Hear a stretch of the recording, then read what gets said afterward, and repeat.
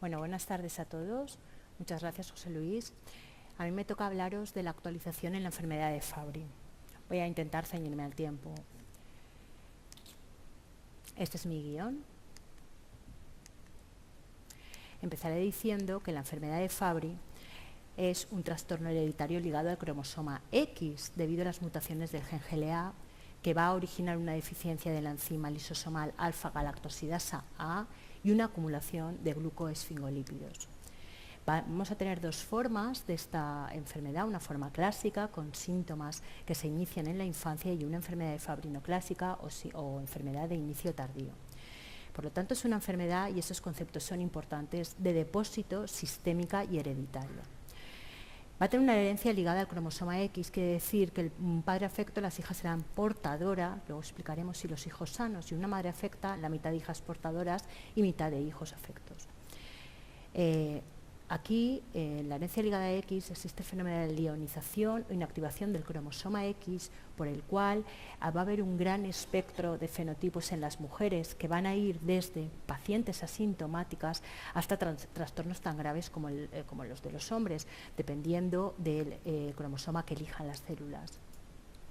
Tenemos, en la actualidad existen más de 800 mutaciones descritas y bueno, lo que os quiero transmitir con esta diapositiva es que realmente las mutaciones no van a ser las mismas. Tenemos una mutación missense en la cual un aminoácido muta por otro y puede dar hasta mucha repercusión o ninguna, o que una mutación no sense en la cual hay un stop codón y no tenemos aminoácido, con lo cual va a dar una repercusión, va a tener una clínica mucho más grave. En la patogenia, esta es la ruta normal de los glucosfingolípidos. A través de esta enzima vamos a llegar a los productos finales de degradación. Pero si no tenemos la enzima, pasa que se van a acumular sobre todo los glucosfingolípidos, sobre todo dos, la globotriaosilceramidas, GB3 a partir de ahora, y la lisoglobotriaosilesfingosinas, liso GB3. Y esto es una de las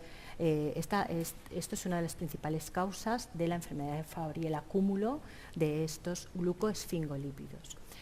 En la actividad biológica de la liso-GB3 se ha visto en cultivos de podocitos humanos en los cuales se ve que a los niveles existentes en los pacientes de Fabry hay un aumento dosis-tiempo dependiente de factores TGF-beta1, CD74 y sustancias de la matriz extracelular que van a llevar a que realmente esta patogenia que os acabo de comentar de acúmulo perdón, la diapositiva está al revés.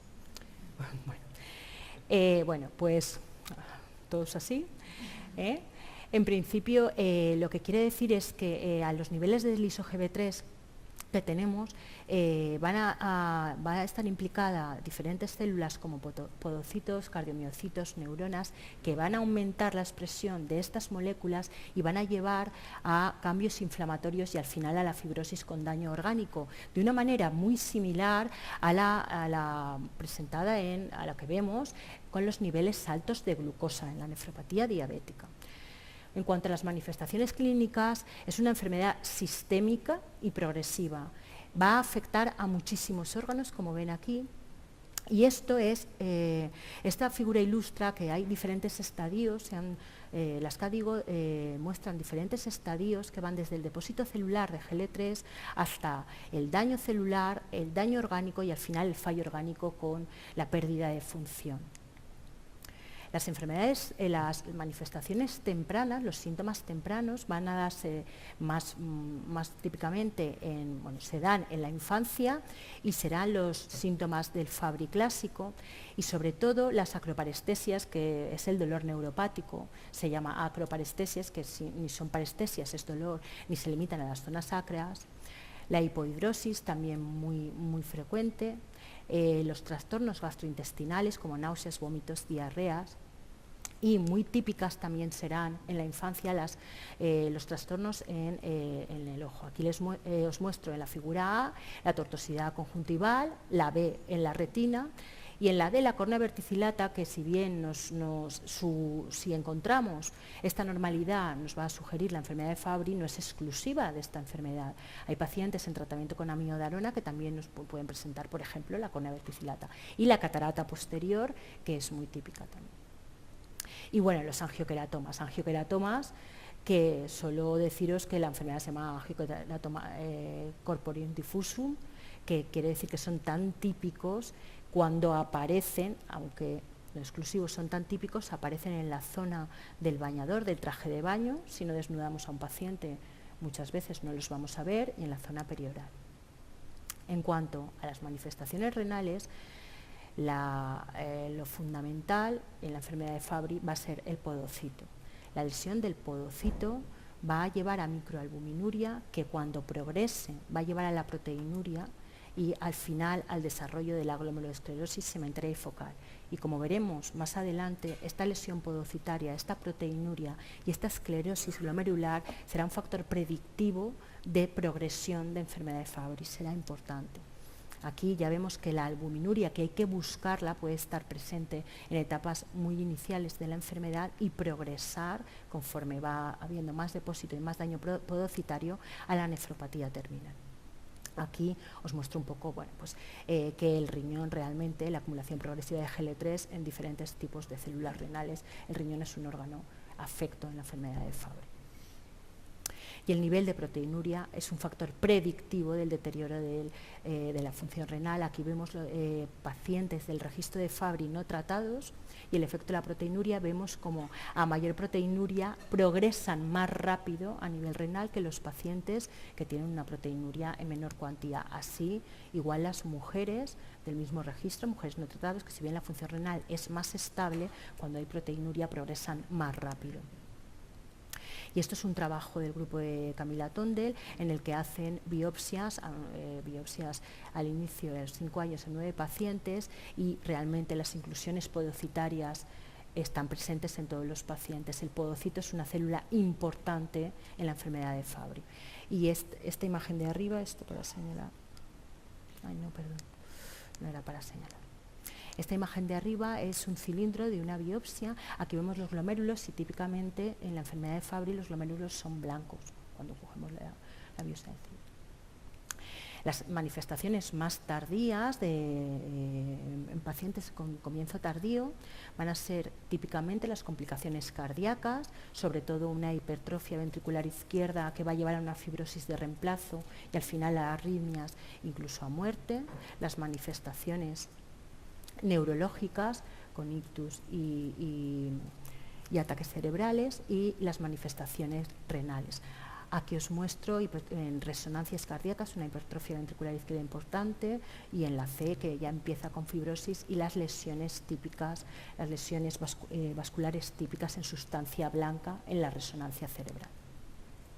Así, esto cuando me he preparado la charla y he estudiado sobre esto, a mí me recuerda esto como si fuera un iceberg que vemos. Cuando vemos la clínica, tenemos que pensar que hay mucha carga de enfermedad debajo y deberemos buscarla y tratarla para intentar solucionarla en la medida de lo posible. En cuanto al diagnóstico, estos es los datos del registro FOS, es Fabry Outcome Survey, es un registro multicéntrico patrocinado por SAID, que a fecha de enero del 2017 tenía 3.112 pacientes de 26 países. En el 2016 se incorporó Israel y Rusia, y simplemente para que llamaros la atención, aquí empiezan los síntomas con la edad del inicio de los síntomas y la edad del diagnóstico. En niños de 11 años empiezan a los 11 años y los diagnostican a los 29 años, y en mujeres de 19 años hasta los 36. Hay mucho tiempo sin diagnosticar a estos pacientes, porque lo que no conocemos no lo podemos diagnosticar. Y aquí es un estudio de Van der Tol, que realmente, aquí veis, simplemente quiero mostraros que desde que en el año 2001 tenemos disponible la terapia de sustitución enzimática, mirar los estudios cómo aumentan de forma exponencial, y llega hasta el 2012, os digo, del 2012 al 2018. Esto es un estudio de screening de Valente Favalli que recluta pacientes de diferentes especialidades, de neurología, cardiología, nefrología, y recluta pacientes para hacerles un screening según un alto grado de sospecha, según tengan un alto grado de sospecha de enfermedad de Fabry, con unos criterios clínicos que os muestro. Entonces, ellos miden la actividad de alfa-galactosidasa A en plasma y leucocitos y estudio genético, pero no se midió en este estudio la LISO-GB3. Encuentran 2.034 pacientes, los cuales tienen mutaciones en 37, 1.8%, con uno más rasgos clínicos sugestivos de Fabry. Estas estudian a los familiares y ven mutaciones en 64 de los 133 familiares. Del total de pacientes, familiares con mutaciones y pacientes, el 65% tiene varios órganos afectos, siendo el corazón el que encuentra más afecto seguido del sistema nervioso periférico y el riñón. Así pues, tendremos que diagnosticar la enfermedad para poder tratarla. Los pilares del diagnóstico se basan en una sospecha diagnóstica, como he dicho antes. Si no pensamos en ella, pues nunca vamos a diagnosticarla, como en todas. Demostración de defecto enzimático, demostración del defecto genético, evaluación de la carga de enfermedad, confirmación de que los signos y síntomas son consecuencia de la enfermedad de Fabry y no otra, estudio familiar. Esto está recogido del consenso, un documento de consenso publicado por el 2015 del Grupo de Expertos Europeos de Fabry. Son los criterios diagnósticos, dicen que en los hombres con mutación y deficiencia genética de menos del 5% y en las mujeres con mutación y con deficiencia genética o valores normales, más 1A o B o C, siendo A los síntomas característicos que os he mostrado antes, B el aumento de niveles de LISO-GB3 y C que un miembro de la familia tenga la misma mutación, es diagnóstico de Fabry. Pero ¿qué pasa con estos pacientes que tienen una mutación de significado incierto, que ahora veremos? Será necesaria la demostración del depósito en el órgano afecto para confirmar Fabry. Esto es para mostraros que realmente hay muchas mutaciones en la base del triángulo, hay muchas mutaciones que encontramos que se dan en la población general, tienen una alta prevalencia en la población general y no están asociadas con daño ni depósito de sustrato. Estas mutaciones son polimorfismos benignos y conforme sube el triángulo vemos que va subiendo a mutaciones de significado incierto que necesitaremos datos clínicos, histológicos y biológicos para confirmar la enfermedad de Fabry, hasta llegar a realmente mutaciones en el fenotipo clásico que nos van a definir la enfermedad de Fabry. Con esto quiero decir que necesitaremos a un genetista experto que nos diga, cuando tengamos nuestra mutación en nuestro paciente, ante qué estamos. Y con respecto a los niveles a un marcador biológico, bueno, pues esto es un estudio del 2015, un estudio retrospectivo de 154 adultos, clásicos, no clásicos, significado incierto y no Fabry, en que vemos que la GB3, si bien en los varones clásicos está aumentado, no así en el resto de fenotipos. Sin embargo, la LISO-GB3 está aumentada tanto en varones como en mujeres clásicas y no clásicas, siendo un buen marcador. En el mismo sentido, este estudio Neyman, que estudia al final 52 pacientes, mide la LISO-GB3 en pacientes con fenotipo clásico e incierto o no clásico, también ve que LISO-GB3 está aumentada y que puede ser un buen marcador, sobre todo en aquellas mujeres que tienen un nivel enzimático normal, cercano a la normalidad, o bien en aquellos pacientes con nuevas mutaciones que no sabemos si son de significado incierto o no, porque estoy segura que seguirán apareciendo. Entonces, Van der Tol propone este algoritmo diagnóstico en el cual tenemos una mutación genética, con lo cual tendremos que valorar las características clínicas, la historia familiar y las características bioquímicas. Con eso tenemos Fabry, un Fabry clásico. ¿No tenemos esto? Pues tendremos que seguir a valorar el daño orgánico específico para ver si estamos ante un fenotipo no clásico, o incluso tendremos que llegar a la biopsia miocárdica o renal para poder decir que estamos ante una enfermedad de Fabry. En este sentido, esta es una revisión del doctor Ortiz, publicada este año, en el cual él dice que el diagnóstico en hombres se evalúa la actividad de la enzima.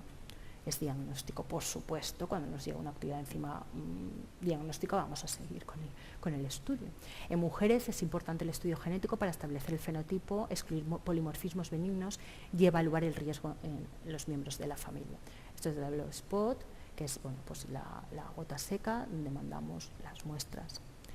Y en pacientes, hombres y mujeres con mutaciones inciertas o en mujeres con normal o baja actividad enzimática, será necesaria una vez más la presencia de síntomas, los marcadores biológicos, la liso-GL3 y la evidencia histológica más la historia familiar para poder diagnosticar un FAB. En cuanto al tratamiento, pues ya tenemos desde el 2001, tenemos la terapia de sustitución enzimática y desde el 2016 tenemos las chaperonas, el migalastat. La terapia enzimática de reemplazo se administra intravenosa cada 2 semanas, es alfa-galactosidasa humana recombinante agalsidasa, es una agalsidasa beta, producida a partir de células de ovario Hastert-Chin en Europa y en Estados Unidos, y la alfa producida a partir de fibroblastos humanos y aprobada en Europa, pero no en Estados Unidos. La alfa se va a prescribir a dosis de 0,2 miligramos kilo en una infusión continua de aproximadamente 40 minutos y la beta a 1 miligramo kilo. En la actividad enzimática de las enzimas de reemplazo, aquí vemos que la actividad enzimática en los leucocitos realmente es 9 veces más alta en la beta que la alfa. Y esto es debido porque la beta tiene más manosa 6-fosfato, que es un receptor, un tipo de glicosilación que ayuda a meter la enzima en la célula de tal forma que aumenta su concentración lisosomal y de ahí que la diferencia de actividad. ¿A quién tratar y cuándo comenzar? Esta es la pregunta en los enfermos de Fabry.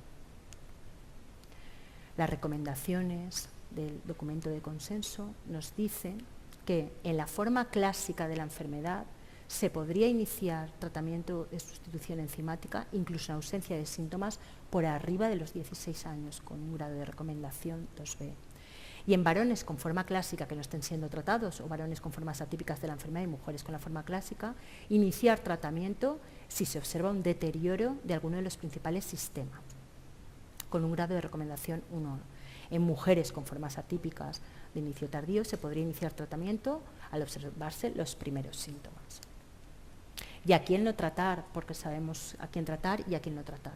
Bueno, pues al principio, no tratar a los pacientes que no acudan a ponerse el tratamiento, obviamente más de 50% de infusiones que no acudan, pues obviamente no los vamos a tratar.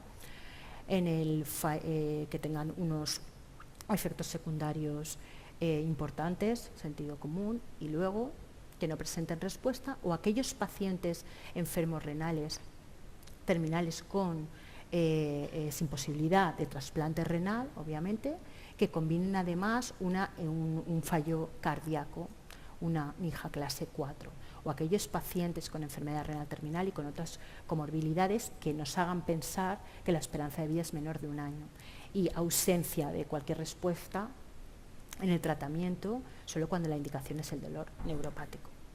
La eficacia. Bueno, pues decir que la eficacia, aquí sí que me quiero parar un poquito, porque la eficacia, para poner en relieve el problema, cuando hablamos de ensayos para valorar la nefroprotección en los bloqueadores del sistema renina-angiotensina, hablamos de 1.500 pacientes. Cuando hablamos de los estudios para la estatina, para su poder beneficioso a nivel cardiovascular, hablamos de 9.000 pacientes. Y en la enfermedad de Fabry hablamos en los estudios de 182, 27 pacientes. Quiero decir que esto es un poquito para poneros. Esto es un estudio en fase, aquí a la derecha, fase 3, 58 pacientes, seguimiento 6 meses, y una fase 2 con los 58 pacientes están con beta, y una fase 2 con alfa, 26 pacientes, y se ve un aclaramiento de depósitos endoteliales en ensayos controlados aleatorizados. Esto es un estudio de 20 pacientes con una edad mediana de 21 años y un tiempo de terapia de reemplazo enzimático de 9,4 años, y se ve que sí aclaran, dividen en dosis bajas de enzima, dosis bajas es 0,2, miligramos kilo, y dosis alta es de 0,2 a 1 miligramos kilo. Y entonces la reducción de las inclusiones de GBT en podocitos correlacionan con la dosis acumulada en ambas, pero es verdad que mucho más la dosis acumulada a más dosis, más reducción de las inclusiones de podocitos.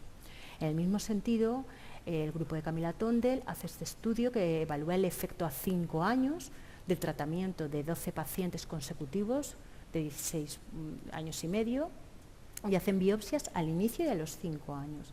Y entonces ellos ven que realmente todos tienen la función renal conservada, y ellos ven que en todos hay un aclaramiento de las células endoteliales y mesangiales, pero hay una correlación lineal altamente significativa entre la dosis acumulada y el aclaramiento de podocitos, que como no podía ser menos, también ese aclaramiento de podocitos se correlaciona con una disminución de la albuminuria, y todos aclaran las células endoteliales.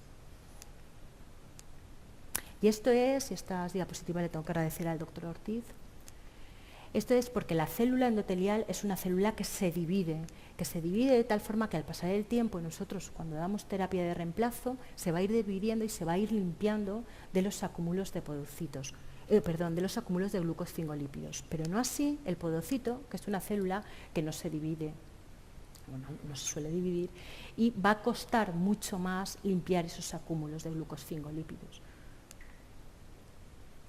Les muestro aquí otro estudio, los 10 años, resultado de los 10 años de terapia con beta. Un estudio primero incorporan a pacientes, 29 pacientes en fase 3, un estudio de extensión a 54 meses, y luego incorporan además a pacientes con registro de Fabry. Entonces aquí vemos que los dividen en un daño renal que ellos ponen bajo. Son 32 pacientes en los cuales proteinuria, creatinuria es menor de 0,5 gramo y los glomérulos esclerosados son menores del 50%. Y un daño renal alto, que es más de 0,5 gramo o más de 50% de glomérulos esclerosados. Entonces aquí se ve claramente que en la línea azules los que tienen bajo daño renal, aquí se ve que realmente hay una diferencia en la pérdida de función renal entre los pacientes que comienzan el tratamiento con más daño renal a aquellos que comienzan con menos daño renal. Bajos se muestran la hipertrofia ventricular concéntrica y el tabique interventricular, y si bien no hay diferencias, sí que hacen hincapié en que los pacientes con más daño renal tienen más hipertrofia ventricular izquierda y un mayor grosor de tabique, y que los pacientes que comienzan la terapia más allá de los 40 años también empiezan con más daño cardíaco, aunque no hay diferencias.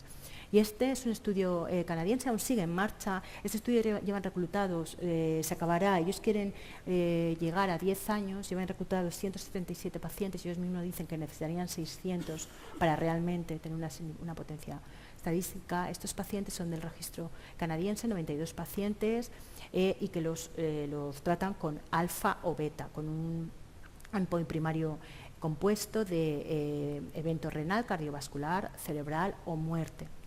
Entonces, ellos no han encontrado diferencias en el endpoint primario entre tratar con alfa o con beta. Es verdad que las tasas de efectos clínicos serios, 19,4% con alfa y 13,3% con beta, sin encontrar diferencias estadísticas. Sigue en el estudio a 10 años, que aún no están publicados los resultados.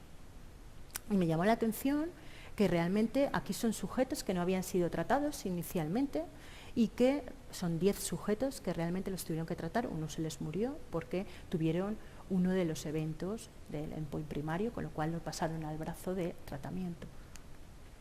Y este es un estudio en el año 2009 hasta febrero del 2012, hay un desabastecimiento de alfa, y entonces, aprovechando esto, Weidemann publica un estudio en el 2014, son 105 adultos, 38 de los cuales un año antes llevaban la beta, 1 miligramo kilo, y se cambian a dosis regular, beta 1 miligramo kilo, se cambian a alfa, dosis reducida, y cambio de dosis, rebajan la dosis de beta 0,3 a 0,5, y entonces ellos ven que, bueno, que realmente en la dosis beta pues el filtrado y la albúmina y los síntomas permanecen estables, y bueno, cuando se va bajando la dosis, pues es verdad que hay una reducción del filtrado y hay una aparición de síntomas.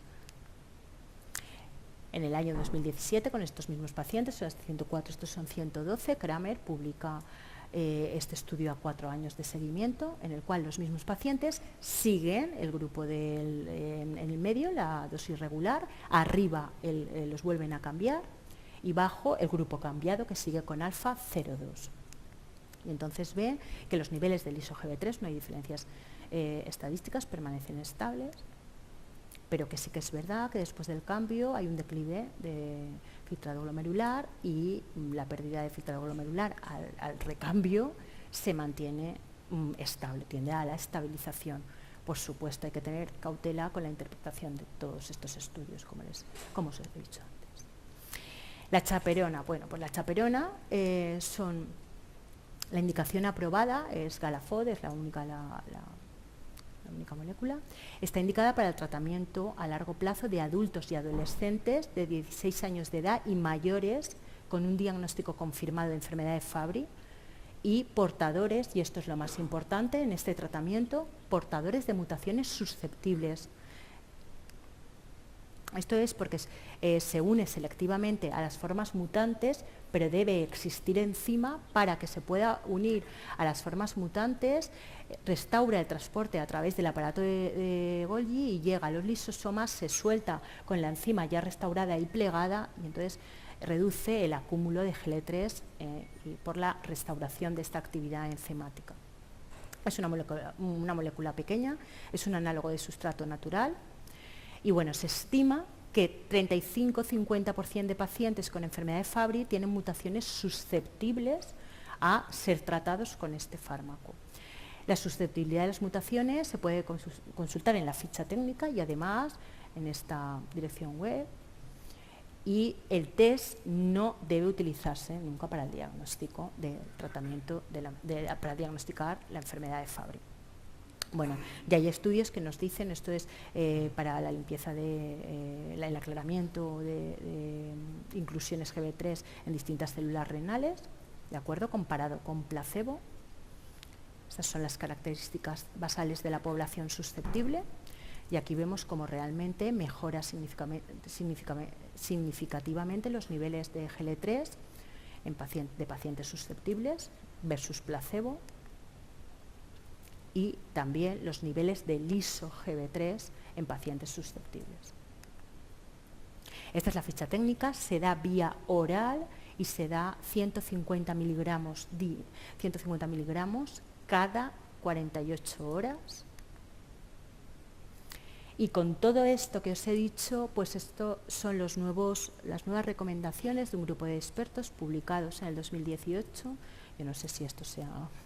que hay un mogollón de cosas, pero bueno, es las recomendaciones en las cuales yo quiero subrayar que en pacientes de fenotipo clásico debe empezarse el tratamiento a cualquier edad, cuando tengamos enfermedad de Fabry. Yo creo que esto es lo más importante.